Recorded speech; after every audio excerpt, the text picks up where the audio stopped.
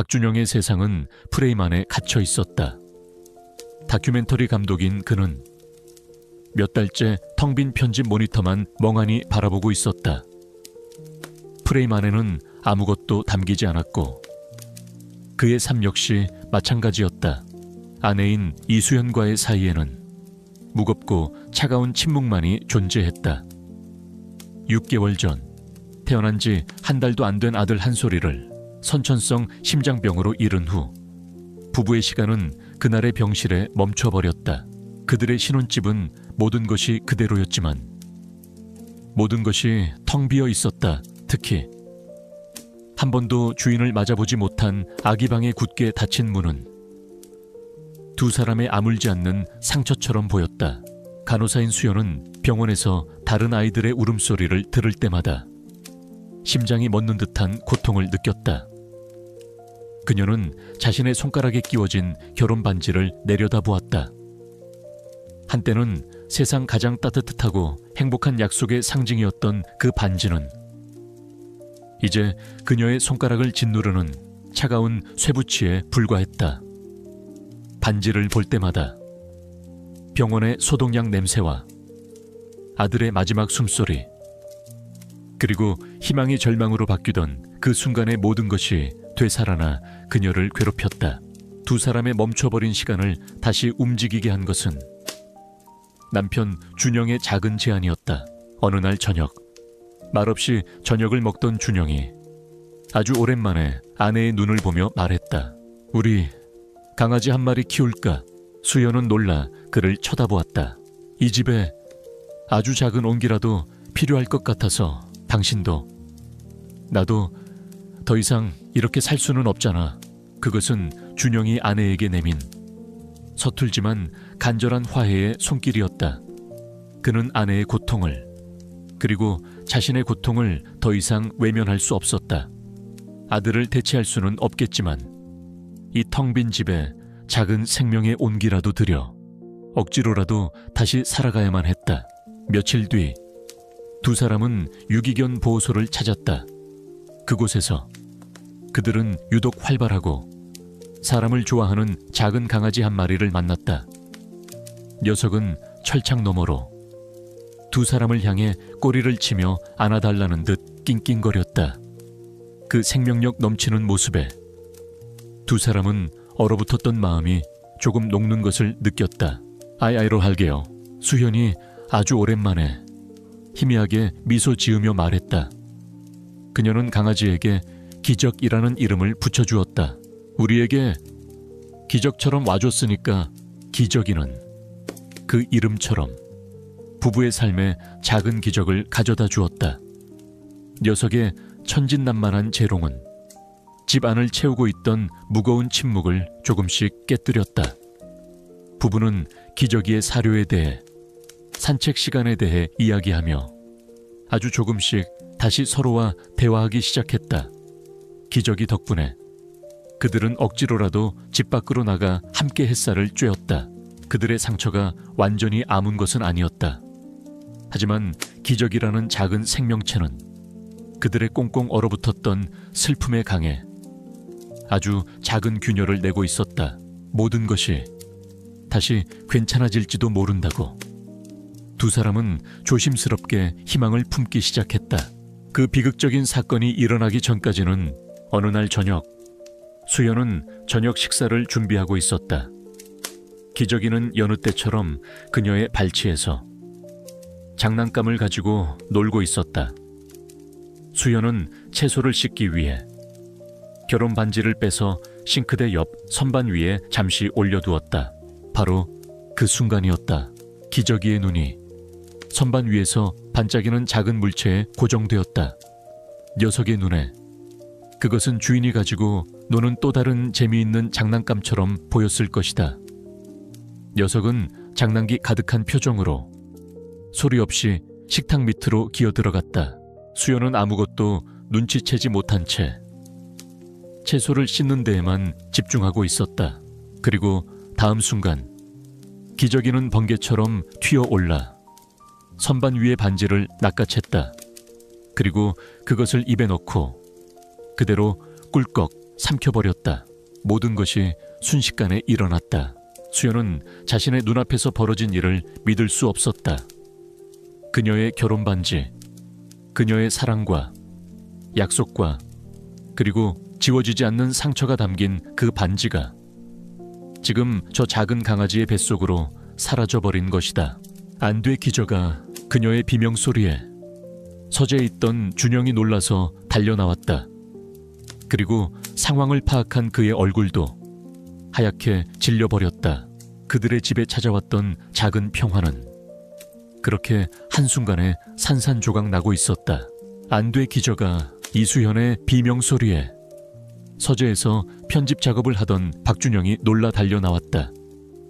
그는 주방 바닥에 주저앉아 하얗게 질린 얼굴로 자신의 손가락만 내려다보는 아내와 그 앞에서 아무것도 모른다는 듯 꼬리를 치고 있는 강아지 기저귀를 보았다. 무슨 일이야? 수연아, 반지. 기저귀가 내 결혼 반지를 삼켰어.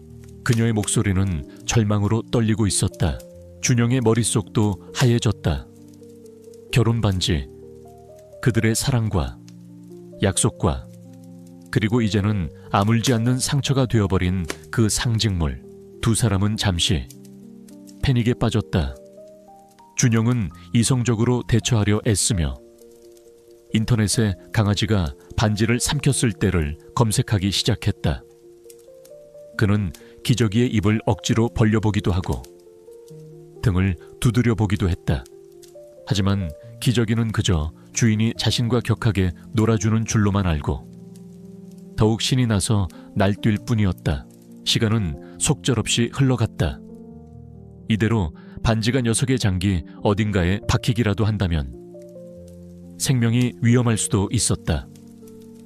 6개월 전 아들을 잃었던 끔찍한 기억이 두 사람을 덮쳐왔다. 또다시 자신들의 눈앞에서 소중한 존재를 잃을 수는 없었다. 안 되겠어. 병원으로 가야 해. 준영이 결심한 듯 말했다. 그는 더 이상 망설이지 않았다. 그는 지갑과 차 키를 챙겼고 수연은 기저귀를 담요에 감싸 안았다. 6개월 만에 처음이었다. 두 사람이 하나의 공동 목표를 가지고 함께 다급하게 움직이는 것은 차를 타고 24시간 동물병원으로 향하는 내내 차 안에는 무거운 침묵이 흘렀다. 하지만 그것은 예전에 서로를 밀어내는 차가운 침묵이 아니었다. 그것은 같은 걱정과 같은 불안을 공유하는 긴장된 침묵이었다. 수현은 자신의 부주의를 탓했다. 왜 반지를 거기에 두었을까? 자신들의 상처를 치유해주기 위해 온 이 작은 생명체가 이제는 자신의 결혼 생활이 남긴 상처의 상징 때문에 목숨을 위협받고 있었다. 이 얼마나 잔인한 아이러니인가. 준영은 운전대를 잡은 채 힐끗힐끗 아내의 창백한 얼굴을 살폈다. 그의 마음속에도 걱정이 가득했다. 당장 병원비도 문제였지만 그보다 더 큰 것은 아내에 대한 걱정이었다. 그는 보았다. 아내의 눈에 지난 몇 달간 사라졌던 생기가 아주 희미하게 돌아와 있는 것을, 기저귀의 생사에 대한 절박함이 역설적으로 그녀를 다시 살게 만들고 있었다. 그는 이 작은 생명체를 무슨 수를 써서라도 구해야만 했다. 그들은 오랫동안 각자의 슬픔이라는 섬에 고립되어 있었다. 하지만 지금 기적이라는 이름의 작은 배가 두 섬을 위태롭게나마 다시 연결해주고 있었다. 얼마를 달렸을까? 그들은 마침내 환하게 불이 켜진 24시 동물병원에 도착했다. 응급실에는 젊고 침착해 보이는 수의사가 그들을 맞았다. 두 사람은 횡설수설하며 기저귀가 반지를 삼켰다는 사실을 설명했다. 수의사는 그들을 안심시키며 차분하게 말했다. 일단 엑스레이를 찍어서 반지 위치부터 확인해 보겠습니다. 대부분의 경우 며칠 뒤에 변으로 안전하게 배출되니 너무 걱정하지 마세요. 간호사가 기저귀를 데리고 엑스레이실로 들어갔다. 준영과 수현은 대기실 의자에 나란히 앉아 초조하게 결과를 기다렸다. 수연의 손은 차갑게 떨리고 있었고 준영은 그런 아내의 손을 아주 오랜만에 조심스럽게 잡아주었다. 잠시 후 수의사가 하얗게 질린 얼굴로 엑스레이 사진 한 장을 들고 그들에게 다가왔다. 그의 표정은 단순한 사고를 본 사람의 표정이 아니었다. 그는 마치 세상에서 가장 불가사의한 무언가라도 본 듯한 충격과 혼란의 표정을 짓고 있었다. 두 분, 이 아이 어디서 입양하셨습니까? 그의 뜬금없는 질문에 준영과 수연은 어리둥절한 표정으로 서로를 마주보았다. 수의사는 떨리는 손으로 그들에게 엑스레이 사진을 내밀었다. 이게 대체 어떻게 된 일인지 저로서는 도저히 이해할 수가 없습니다. 이제 곧 그들의 삶을 송두리째 뒤바꿀 믿을 수 없는 진실이 그 모습을 드러낼 참이었다. 젊은 수의사의 얼굴은 창백함을 넘어 경악으로 물들어 있었다. 박준영과 이수연은 그의 표정을 보고 심장이 철렁 내려앉았다. 기저귀에게 반지를 삼킨 것보다 더 끔찍한 문제라도 생긴 것이 분명했다. 선생님, 무슨 일입니까? 우리 기저귀 많이 안 좋은 건가요? 수연이 떨리는 목소리로 물었다. 수의사는 대답 대신 두 사람을 엑스레이 라이트박스 앞으로 이끌었다. 두 분, 이걸 보시죠. 그가 손가락으로 가리킨 엑스레이 사진 속에는 선명한 반지 모양의 하얀 형체가 보였다. 그것은 기저귀의 위안에 안전하게 자리 잡고 있었다. 반지는 여기 있습니다. 위안에 무사히 있습니다. 이건 문제가 아닙니다. 준영과 수연은 안도의 한숨을 내쉬었다. 하지만 수의사의 다음 말은 그들을 더 깊은 혼란 속으로 빠뜨렸다. 문제는 이겁니다. 그의 손가락이 반지 바로 옆에 있는 또 다른 하얀 형체를 가리켰다. 반지 옆에 있는 이 정체불명의 물체. 이게 대체 뭐죠? 준영과 수연은 눈을 가늘게 뜨고 사진을 들여다보았다. 반지 옆에는 그것보다 더 작지만 훨씬 더 밀도가 높아 보이는 인공적인 형태의 물체가 있었다. 돌멩이나 뼈 조각이 아니었다. 마치 작은 금속 원통이나 캡슐처럼 보였다. 수의사는 자신의 머리를 긁적이며 믿을 수 없다는 듯 말을 이었다. 이 물체의 윤곽과 위벽과의 반응을 보십시오. 아주 오래전에 삼킨 것으로 보입니다. 주변 조직과 약간의 유착 반응까지 보이고 있어요. 이 아이가 태어났을 때부터 가지고 있었거나 아주 어릴 때 삼킨 게 틀림없습니다. 보호소에서는 이런 이야기가 없었습니까? 네, 전혀요. 그냥 평범한 유기견이라고만 수연이 대답했다. 세 사람은 침묵 속에서 엑스레이 사진 속의 기묘한 형체만을 뚫어지게 쳐다보았다. 평범한 유기견인 줄 알았던 기저귀의 몸속에 정체 모를 금속 물체가 그것도 아주 오랫동안 자리 잡고 있었다니 그들의 머릿속은 온갖 추측으로 복잡해졌다. 실험실에서 탈출한 개인가 누군가 일부러 추적 장치라도 심어놓은 것일까 하지만 그 어떤 가설도 이 기이한 상황을 명쾌하게 설명해 주지는 못했다. 일단 반지와 함께 이 물체도 꺼내야 합니다. 수의사가 결론을 내렸다. 반지는 운이 좋으면 변으로 나올 수도 있지만 저 금속 물체는 너무 오랫동안 위안에 있었습니다. 그대로 두면 위에 구멍을 내거나 심각한 문제를 일으킬 수 있어요. 내일 오전에 내시경 시술로 두 개 모두 안전하게 제거하도록 하죠. 준영과 수연은 무거운 마음으로 고개를 끄덕였다. 병원에서 나온 두 사람은 차 안에서 한참 동안 아무 말도 하지 못했다. 그들의 손에는 기저귀의 몸속을 찍은 엑스레이 사진 한 장이 들려 있었다. 잃어버린 결혼 반지에 대한 걱정은 이제 정체 모를 물체에 대한 미스터리와 불안감으로 완전히 대체되어 있었다. 그날 밤 그들은 텅 빈 집으로 돌아왔다. 기저귀는 병원에 입원해 있었다. 집 안은 다시 기저귀가 오기 전에 그 차갑고 무거운 침묵으로 가득 찼다. 수연은 식탁에 앉아 엑스레이 사진을 내려다보았다. 사진 속에는 두 개의 물체가 나란히 찍혀 있었다.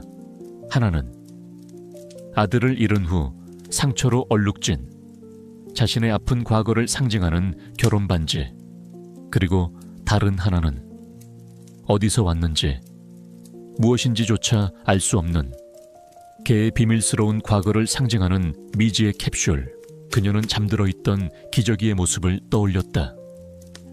그저 해맑고 천진난만한 강아지인 줄만 알았던 저 작은 생명체가 자신의 몸속에 저런 비밀을 품고 있었다니. 그녀는 옆에서 함께 사진을 들여다보고 있는 준영에게 나직하게 물었다. 그녀의 목소리에는 새로운 종류의 절박함이 담겨 있었다. 여보, 저게 대체 뭘까? 결혼 반지를 삼킨 작은 강아지의 해프닝은 이제 그들의 삶을 송두리째 뒤흔들 거대한 미스터리의 서막을 열고 있었다.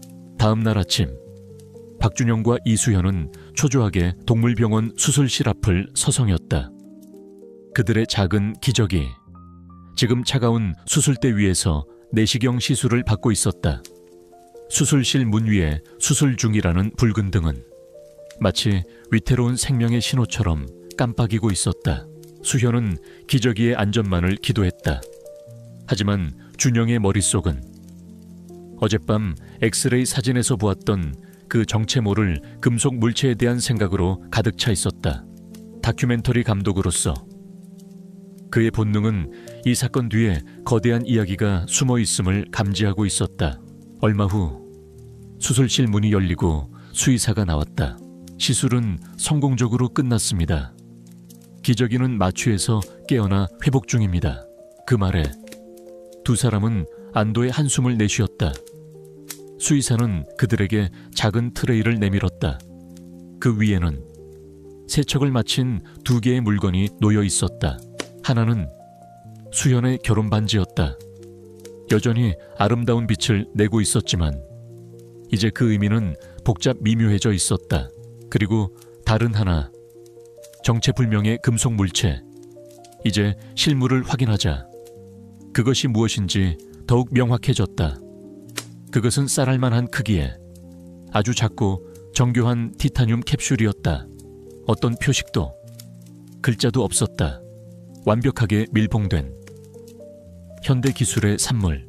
이것은 절대로 평범한 개가 우연히 삼킬 수 있는 물건이 아니었다.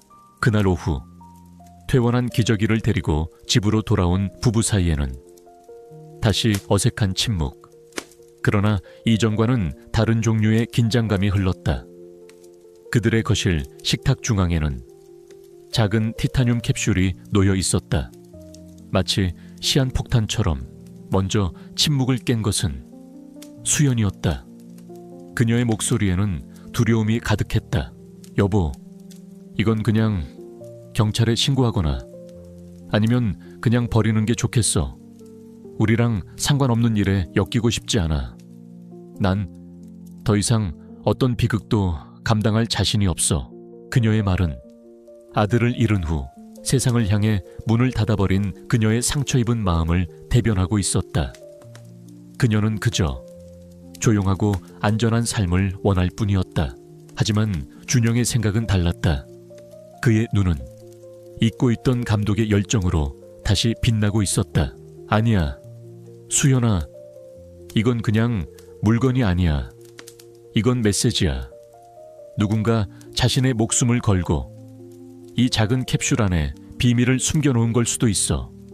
우리가 이걸 외면하면 그 비밀은, 그 안에 담긴 누군가의 절박함은 영원히 묻히는 거야. 그게 우리랑 무슨 상관인데요? 우린 그냥 평범하게 살고 싶을 뿐이라고요. 우리가 지금 평범의 아들을 잃고 서로에게 말 한마디 제대로 못 거는 우리가 평범한 거냐고. 준영의 목소리가 격해졌다. 그것은 아들을 잃은 후 두 사람이 처음으로 나누는 진짜 싸움이었다. 서로의 슬픔을 외면하는 대신 정면으로 부딪히는 첫 순간이었다. 그들의 싸움은 고통스러웠지만 역설적으로 두 사람을 다시 연결시키고 있었다. 한참의 침묵 끝에 수연이 나직하게 말했다. 만약 이걸 열었는데 우리에게 위험한 일이 생기면 어떡해? 내가 지킬게. 무슨 일이 있어도 내가 당신이랑 기저귀 꼭 지킬게.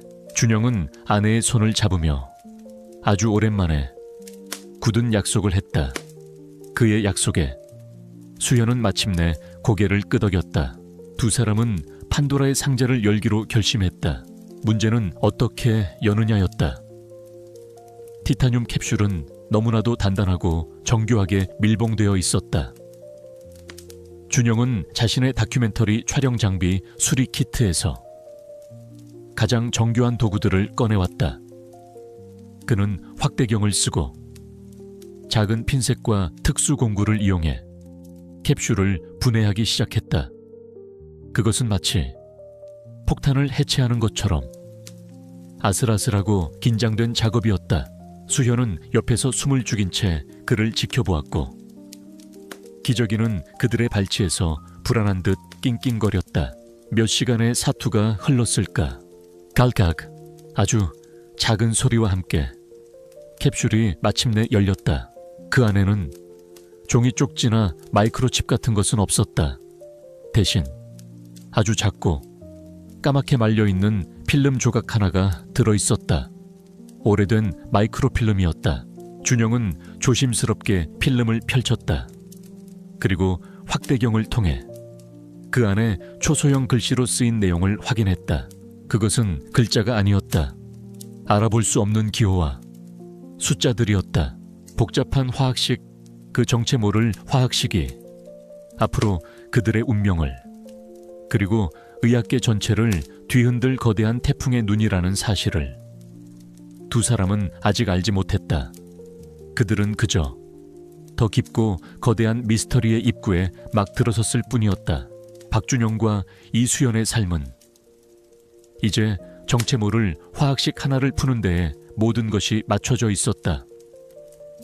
준영은 다큐멘터리 감독으로서의 모든 능력을 총동원했다.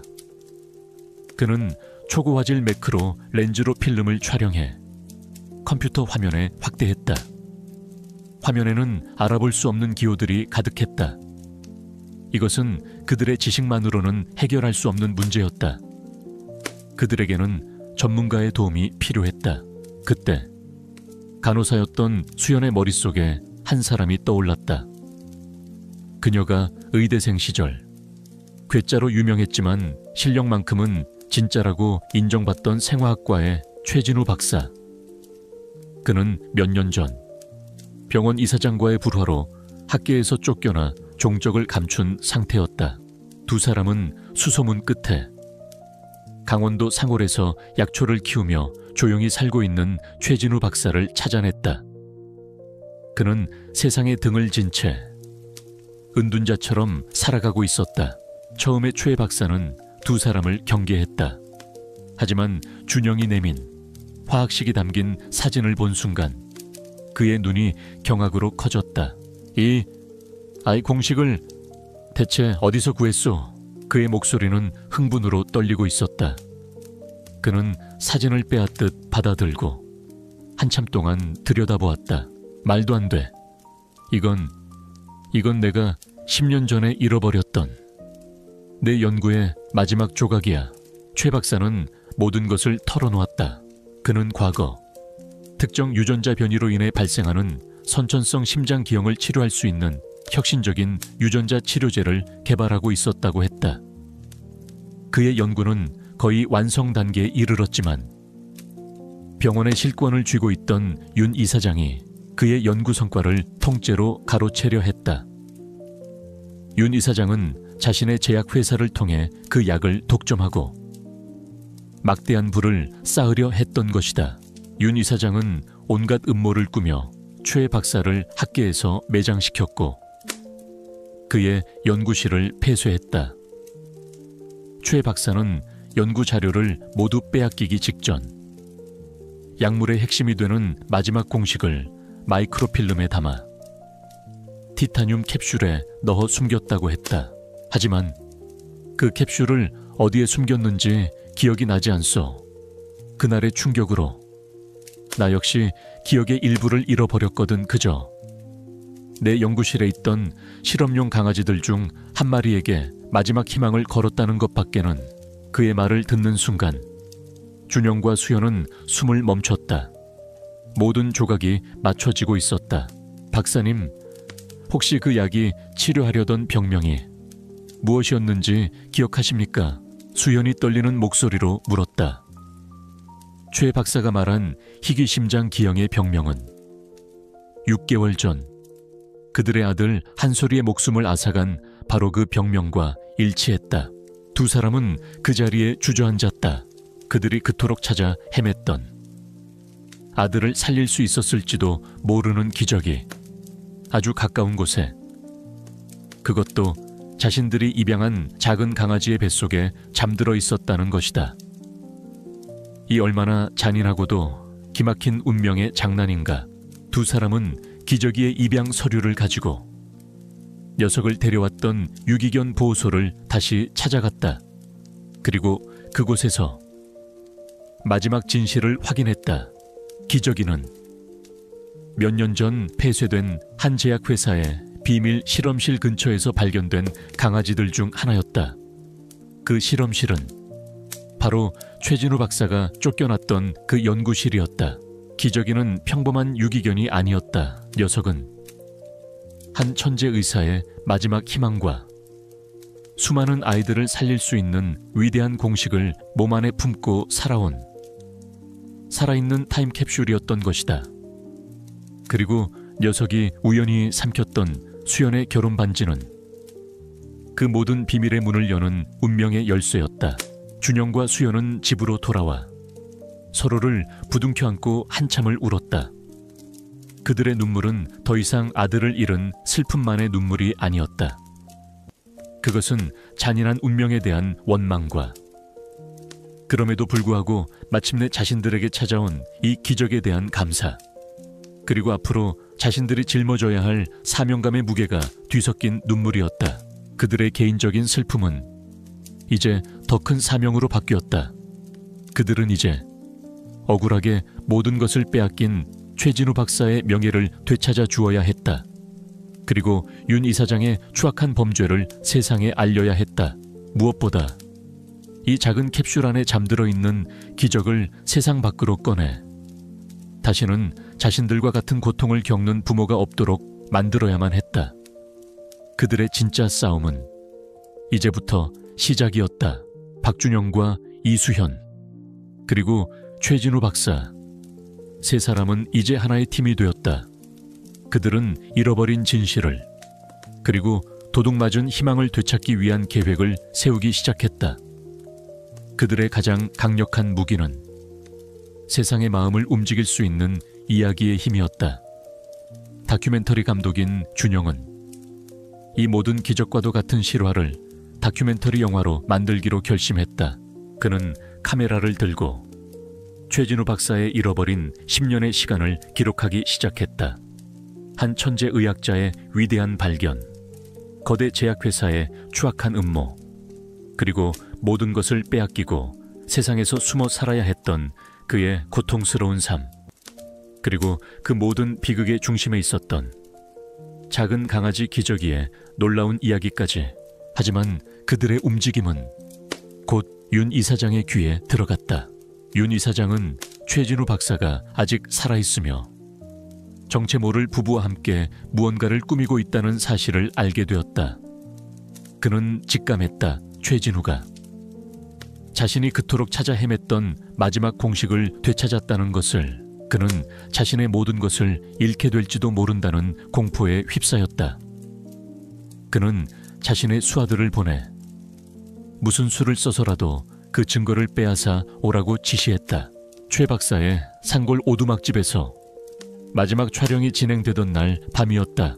초의 박사님, 이 공식이 세상에 알려지면 어떤 변화가 생길 거라고 생각하십니까?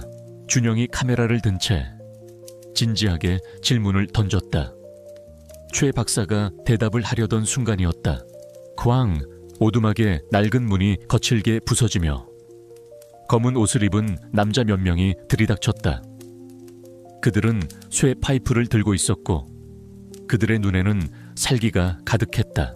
그 캡슐 어디에 숨겼나 그들은 다짜고짜 집안의 물건들을 부수며 캡슐을 찾기 시작했다. 준영은 카메라와 증거 자료들을 지키기 위해 필사적으로 저항했다. 수연은 늙은 초의 박사를 자신의 등 뒤로 숨겼다. 집안은 순식간에 아수라장이 되었다. 기저귀가 맹렬하게 짖으며 남자들의 발목을 물고 늘어졌다. 하지만 역부족이었다. 한 남자가 기저귀를 거칠게 걷어찼고 녀석은 비명을 지르며 나뒹굴었다. 그 순간 준영의 눈이 분노로 이글거렸다. 그는 더 이상 이성적인 감독이 아니었다. 그는 자신의 가족을 지키기 위해 싸우는 한 마리의 짐승이었다. 그는 격렬하게 저항했지만 수적으로 불리했다. 결국 한 남자가 그의 뒤통수를 가격했고 그는 의식을 잃고 쓰러졌다. 남자들은 집 안을 샅샅이 뒤져 마침내 준영의 가방 속에서 작은 티타늄 캡슐을 찾아냈다. 찾았다 이제 가자. 그들은 목적을 달성했다는 듯 서둘러 집을 빠져나갔다. 얼마 후 정신을 차린 준영은 망연자실한 표정으로 쓰러져 있었다. 모든 것이 끝난 것 같았다. 그들이 목숨을 걸고 지키려 했던 마지막 희망. 그 캡슐을 빼앗겨버린 것이다. 수연과 초의 박사도 절망적인 표정으로 그를 바라보고 있었다. 하지만 그때 준영이 희미하게 그러나 분명하게 미소를 지었다. 아니요, 아직 끝나지 않았습니다. 그는 자신의 주머니에서 똑같이 생긴 또 다른 티타늄 캡슐을 꺼내 보였다. 괴한들이 훔쳐간 것은 그가 미리 만들어둔 가짜 캡슐이었던 것이다. 진짜는 그의 가장 안전한 주머니 속에 있었다. 그리고 그는 말을 이었다. 그리고 저 친구들은 자신들의 가장 큰 실수를 아직 모르고 있을 겁니다. 그는 벽 한쪽 구석, 아주 작은 환풍구에 숨겨져 있던 초소형 몰래카메라를 가리켰다. 저들의 모든 행동과 대화, 윤 이사장이 시켜서 왔다는 그들의 자백까지 전부 녹화되고 있었습니다. 그의 치밀한 계획에 수연과 최 박사는 입을 다물지 못했다. 바로 그때 밖에서 요란한 경찰 사이렌 소리가 들려오기 시작했다. 준영이 미리 설치해둔 비상 상황 시 자동으로 경찰에 신고되는 시스템이 작동한 것이다. 도망치던 괴한들은 오두막을 포위한 경찰들에게 모두 체포되었다. 그리고 그들이 훔쳐간 가짜 캡슐과 그들의 모든 범행이 녹화된 영상은 윤 이사장의 죄를 입증할 빼도 박도 못할 증거가 되었다. 며칠 뒤 TV 전용 뉴스에서는 긴급 속보가 흘러나왔다. 국내 굴지의 제약회사 윤 이사장, 연구절도 및 살인교사 등의 혐의로 긴급 체포. 화면 속에서 늘 오만하고 당당하던 윤 이사장이 초라한 얼굴로 수갑을 찬 채 검찰청으로 끌려 들어가고 있었다. 준영과 수연 그리고 최 박사는 함께 TV를 보며 조용히 서로를 마주보았다. 그들의 길고 길었던 싸움에 첫 번째 막이 내리는 순간이었다. 1년 후 세상은 기적이 가져온 작은 캡슐 하나로 인해 크게 변해 있었다. 윤 이사장은 그의 모든 죄가 인정되어 남은 인생을 감옥에서 보내게 되었다. 억울하게 모든 것을 빼앗겼던 최진우 박사는 모든 누명을 벗고 명예를 회복했다. 그리고 그의 이름으로 설립된 최진우 연구재단을 통해 그가 개발했던 혁신적인 심장병 치료제는 마침내 세상의 빛을 보게 되었다. 재단은 이 약을 통해 그 어떤 영리도 취하지 않고 오직 아픈 아이들을 살리는 데에만 사용하기로 결정했다. 박준영 감독이 제작한 다큐멘터리 기저귀가 물고 온 캡슐은 국내외 유수의 영화제에서 상을 휩쓸며 큰 반향을 일으켰다. 그의 영화는 한 부부의 아픈 상처와 한 천재 의사의 비극, 그리고 한 마리 강아지가 만들어낸 위대한 기적을 통해 세상의 생명의 소중함에 대한 깊은 울림을 전했다. 준영과 수연의 삶도 완전히 달라졌다. 그들은 더 이상 과거의 슬픔에 갇혀 살지 않았다. 그들은 재단의 일원으로서 아들 한솔이와 같은 병으로 고통받는 다른 아이들과 그 가족들을 돕는 새로운 삶을 살아가고 있었다. 아들을 잃은 슬픔은 이제 다른 이들을 향한 따뜻한 공감과 연대가 되었다. 그들의 상처는 다른 이들의 상처를 치유하는 약이 된 것이다. 어느 눈부시게 화창한 봄날의 오후, 준영과 수연은 한 공원의 벤치에 나란히 앉아 있었다. 그들의 눈앞에서는 수십 명의 아이들이 건강하게 뛰놀고 있었다. 그 아이들은 모두 한때는 죽음의 문턱에 있었지만 기저귀가 가져온 약 덕분에 새로운 생명을 얻은 아이들이었다. 그들 사이를 이제는 제법 어른스러워진 기저귀가 신이 나서 뛰어다니고 있었다. 녀석은 아이들이 던지는 공을 물고 오며 행복하게 꼬리를 흔들었다. 녀석은 이제 이 모든 아이들의 수호천사이자 살아있는 기적의 상징이었다. 수현이 준영의 어깨에 조용히 머리를 기댔다. 여보, 우리 한솔이가 저 아이들을 보면서 하늘에서 웃고 있겠지. 그녀의 목소리에는 여전히 희미한 슬픔이 묻어 있었지만 그보다 더 큰 평화와 감사가 담겨 있었다. 그리고 자기 동생 기저귀가 얼마나 대단한 일을 해냈는지 엄청 자랑스러워하고 있을 거야. 준영은 아내의 손을 따뜻하게 잡아주었다. 두 사람은 말없이 아이들의 웃음소리와 그 사이를 뛰어다니는 기저귀의 모습을 바라보았다. 강아지 기저귀는 그들의 아들 한솔이를 되돌려주지는 못했다. 하지만 녀석은 그보다 더 크고 위대한 기적을 부부에게 선물했다. 수많은 다른 아이들의 생명을 구할 기회를, 그리고 그 과정을 통해 서로의 가장 깊은 상처를 보듬고 다시 한번 진심으로 사랑하게 될 기회를. 공을 물고 달려온 기저귀가 그들의 발치에 공을 내려놓고 꼬리를 쳤다. 어서 다시 던져달라는 새로운 시작을 재촉하는 몸짓이었다. 준영은 미소 지으며 공을 집어들었다. 그리고 그들의 새로운 미래를 향해 힘껏 던져주었다.